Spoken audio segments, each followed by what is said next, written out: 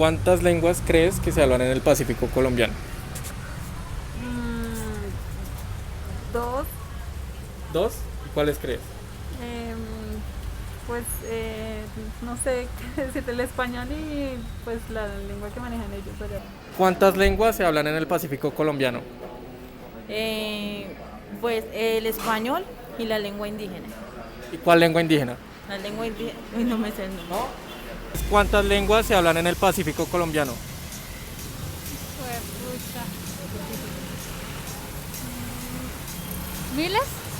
¿Cuántas lenguas creen que se hablan en el Pacífico colombiano? Y parce, a duras penas el español. Por ¿Sí? dos, sí. Listo, listo. Muchas gracias.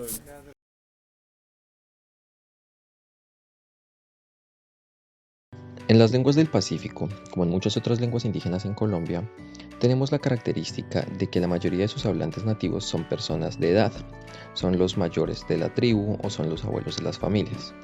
Esto presenta una dificultad, ya que al no tener hablantes nativos jóvenes que se comuniquen en su día a día en la cotidianidad, en la lengua es muy probable que ésta desaparezca.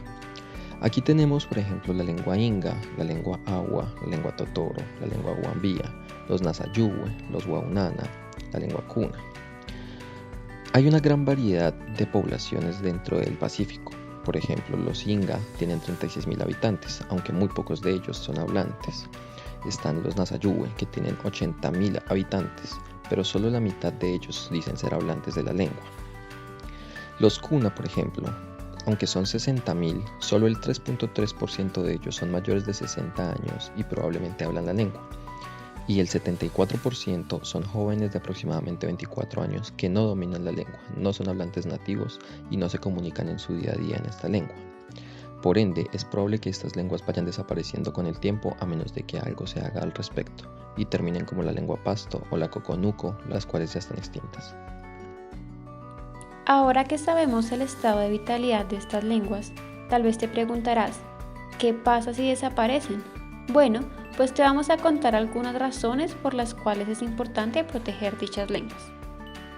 En primer lugar, la lengua es uno de los principales factores que constituyen la identidad, es decir, así como nuestras costumbres, procedencias, creencias, entre otras cosas, la lengua que hablamos nos ubica dentro de un grupo social y ayuda a definir quiénes somos.